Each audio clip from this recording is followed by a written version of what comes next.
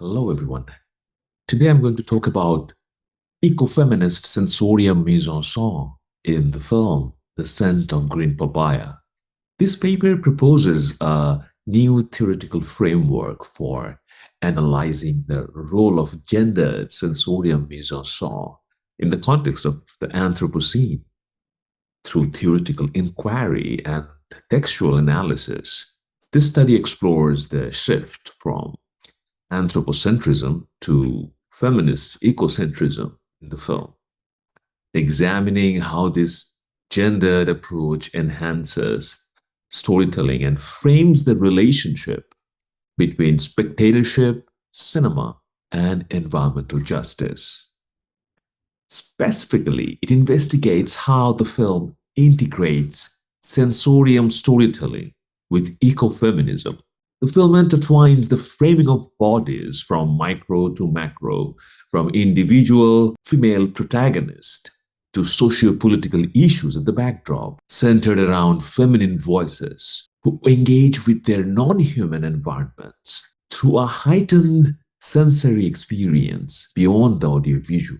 By examining the aesthetic stylistics of ecofeminist sensorium mise-en-scène, this paper aims to establish a new cinematic framework for staging ecological interconnectedness.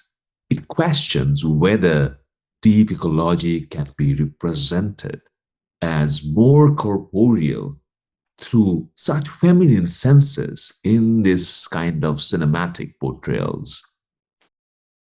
To begin with, as Vandana Shiva's poignant observation suggests, the intersectionality of ecological concerns and gender dynamics has become a pivotal aspect of contemporary discourse, challenging the established hierarchies entrenched within this capitalistic patriarchy.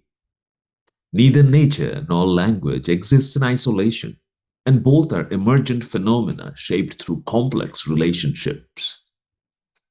Such kind of complex relational dynamics, it's further, such kind of complex relational dynamics is further elucidated through the Indian cosmology of Prakriti, also known as nature, which represents nature as a dynamic feminine force. Prakriti, in its essence, is creative, diverse, and self-sustaining, starkly contrasting with the Western model that dichotomizes and seeks to dominate nature, leading to ecological crisis and the marginalization of women.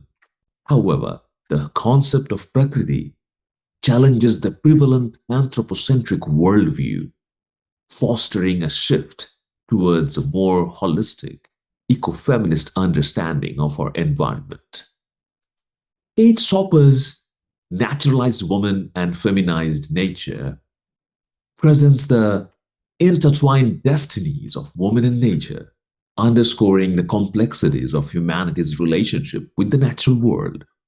Kate asserts that nature is allegorized as a female in two distinct ways: as an object of scientific study and as a spatial territory to be cultivated and tamed. This dual representation of nature reflects the generative power of the maternal force and the object of seduction and conquest by science, thereby encapsulating the deep-seated ambiguities in the human-nature relationship. To comprehend such ambiguities, Patrick Murphy advocates for pluralistic humanism in ecofeminist dialogics, which integrates the Bakhtinian dialogical method, ecology, and feminism. This novel framework aims to transcend the limitations of existing critical theories, enabling a transformative pedagogy that can impact real-world actions and perceptions. The question arises, why are only female characters often portrayed as accessing nature's voice through a sensorium approach in cinematic storytelling? The gendered aspect of multisensoriality has not been thoroughly explored so far. This gendered approach to sensoriality is also crucial in comprehending and portraying the nuanced interactions between humans and their environment. Simone de Beauvoir's assertion that women, due to their reproductive functions, appear more enslaved to the species and thus more natural than men. It's a critical point in this argument of politics of perception through multi-sensory engagement. Filmmakers also attempted non-human camera treatment in eco-cinema. However, ecofeminist sensorium camera treatment is hardly addressed in the critical discourse on which this paper aims to elaborate. The masculinist or mainstream approach tends to disregard gender and retains androcentric premises, whereas the feminist approach recognizes the interconnection between the gender and environmental issues. Therefore, ecofeminism, not only as a political analysis, but also as a holistic value system and a practice, integrates activism with ethics. And to uphold this activism, a reconceptualization of climate change as a form of violence could make its impact more tangible and less abstract, scholars believe. This perspective positions cinema as a powerful tool for educating and sensitizing audiences to the realities of climate change.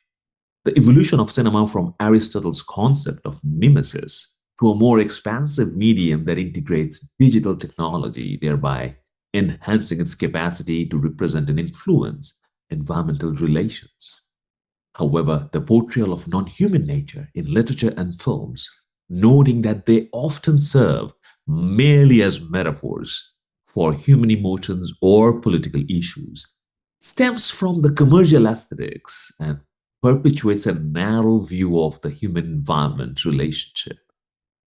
These new gendered sensorium techniques make scholars revisit that we see in this film, The Scent of Green Papaya.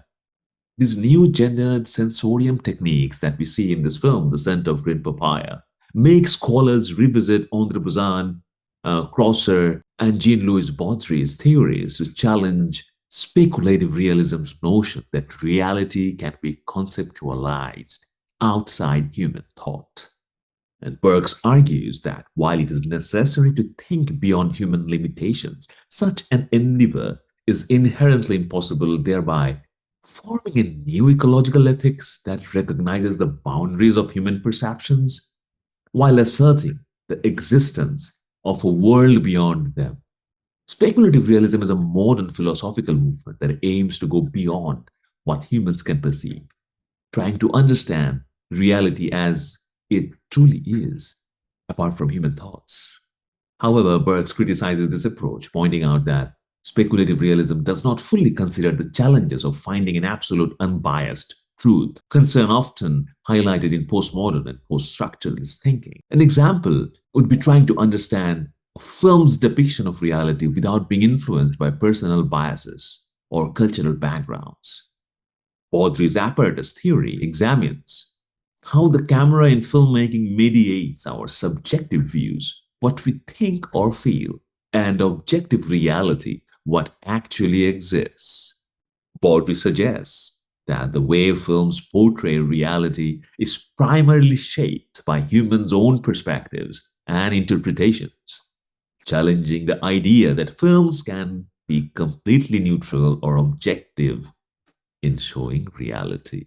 In this regard, Martin Seale's analysis of aesthetic rationality, mentioned by scholar Ingram in 1991, balances personal reactions, references to objective characteristics, and a combination of this subjective-objective element. This approach merges the extremes of expressivist, focused on personal expression, and cognitive, focused on intellectual understanding in views in art, suggesting that the aesthetic experience includes a mix of personal feelings, objective features, and critical thinking. Ingram termed it as pluralistic eco-aesthetic. However, Anthony Louis observes the eco was implicit in womanism from the beginning. If the objective of ecofilm is to develop ecological sensibility, then my question in this paper is whether such a gendered approach to sensorium storytelling is awareness raising or more alienating from the context of deep ecology. An essential critique from Plumwood is that deep ecology, in its attempt to overcome human nature's separation, sometimes dissolves the distinction between the self and the other, risking the erasure of the other and failing to respect boundaries and the distinctness of needs. This tendency mirrors patriarchal approaches that colonize and assimilate the other into the self rather than acknowledge and interact with the other as an independent entity. On the other hand, Cynthia claims in this regard, deep ecology's rejection of anthropocentric, source-based approaches to nature leads to an absolute embrace of a biosphere regarded as rich and diverse. This embrace jeopardizes conventional notions of self. Emphasis is placed on a self-realization born from intense experiences in nature. Therefore, Plumwood emphasizes the necessity of incorporating the needs of nature into our decision-making process. Moreover, Donner supports Plumwood's critique of deep ecologists' notion of the self. Both scholars advocate acknowledging the ongoing connection between the humans and the natural world, while emphasizing the importance of recognizing the unique requirements of each entity. Donner argues that in order to create ethical and environmental frameworks that effectively address the issues of alienation and marginalization from others and nature, it is essential to have a nuanced understanding of the self in relation, which is a unity in diversity. Like nature's loop, this study brings back the discussion on the definition of nature in Indian cosmology with which I started this paper. All existence arises from this primordial energy, which is the substance of everything, pervading everything. The manifestation of this power, this energy is called nature or Prakriti. Vandana Shiva posits that the dynamics of the world, which encompass the processes of creation, renewal, and destruction, are propelled by a fundamental energy referred to as Shakti. Vandana Shiva adds, nature, both animate and inanimate, is thus an expression of Shakti. Nature is not a passive entity. Instead, it's an active, productive force that plays a crucial role in the ongoing cycle of sustaining and renewing life. In this perspective, mountains, rivers, trees, and animals are perceived as manifestations of Prakriti's innate creative force. The perspective presented by Shiva challenges the commonly held belief that humans are distinct from and superior to nature by highlighting the ritualistic veneration of the tulsi plant in Indian society. In addition to its medicinal properties, the tulsi plant holds great religious significance as it is considered sacred in Vrindavan, representing the cosmos. This practice exemplifies the ontological connection between humans and nature, deeply rooted in the feminine principle that gives rise to all life. Through examining the film The Scent of Green Papaya, which has won several awards including being nominated in the Oscar Cannes Film Festival in 1993, this paper explores how a gendered sensorium mise-en-scène enhances storytelling by framing the complex relationship between spectatorship, cinema, and environmental justice through their intricate weaving of feminine perspectives and heightened sensory experiences to offer a unique lens to understand the interconnectedness of the human and the non-human worlds. In this tactile film, Mui experiences the sensory environment through nature's motion and movements, whether it is the motion of the sap of the green papaya on the leaves dropping like dew, as you can see in the first figure, or the movement of the frog in the second figure. Even though it seems she just stares still at living species with bliss and glare. Jean-Louis Baudry argues that projection and narration in film work together to conceal from the spectator the technology and technique that underpin the production of the cinematic image, so that the film viewers believe he or she is in the presence of unmediated reality. In this regard, scholar Allen discusses various kinds of illusions in cinema. For example, one kind of illusion is character-centered positive illusion, and it's a type of cinematic experience where viewers establish a deep emotional connection with one or more characters portrayed in the film. This phenomenon allows individuals to empathetically identify with the characters, experiencing their emotions and perspectives as if they were their own. This particular form of illusion enables viewers to fully engage with the experiences of the characters, effectively suspending their judgment regarding the illusory nature of the film. Another illusion is the spectator-centered projective illusion that involves the audience immersing themselves in the film's world through the perspective of the camera. This immersive experience allows viewers to emotionally engage with the events unfolding on screen as if they were witnessing them in real life. In contrast to character-centered illusions, this particular form of illusion does not elicit emotional identification from viewers.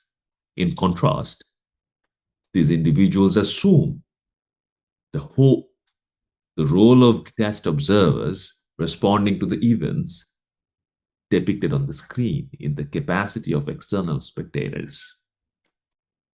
An exemplary reference would be a contrast between figure 4 and 5, where figure 4 is character-centered projective illusion and figure 5 is a spectator-centered projective illusion. In the former one, when we see Cohen, the male kid at home, where Mui works as a maid, kills the aunt. The cinematographic sensorium is supposed to make the spectators feel the character. The aunt is the character here, by the way, in extreme close shot, not Cohen. So the spectators feel the character with empathy. On the other hand, in figures 1, 2, 4, and 6, there's a blurred line between the spectator and the protagonist. Mui engages with the surrounding ambient characters as a spectator. And another set of spectators is immersed in this represented illusion, the film's viewers. Viewers are participatory spectators with Mui, showing how she senses the world and imbues sensorium energy like green plants suffuse energy in the biosphere. In the first figures, we can see how Mui, the protagonist, who is a 10-year-old kid, is in nonverbal communication with the ambience.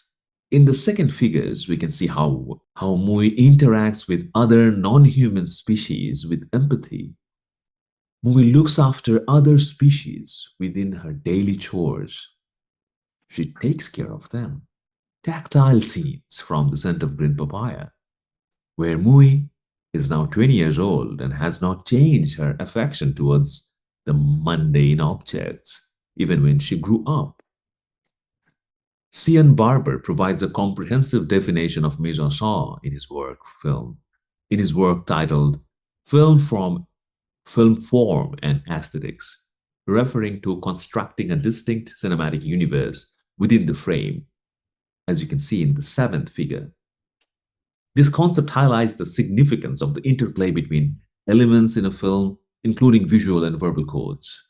Such components of sensorium mise-en-scène work together to create an immersive experience for the audience. And in this particular context, it also connects to the notion of Anthropocene, where the marginalization of non-human entities is done by patriarchal capitalistic values.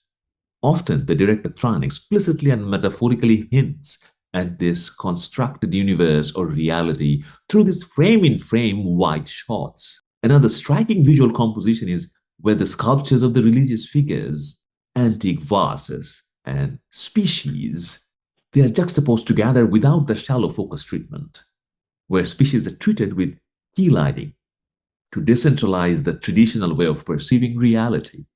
Here, the reptile breaks the fourth wall as well after breaking the vase and directly interacts with the viewers through the frame, which is the camera here.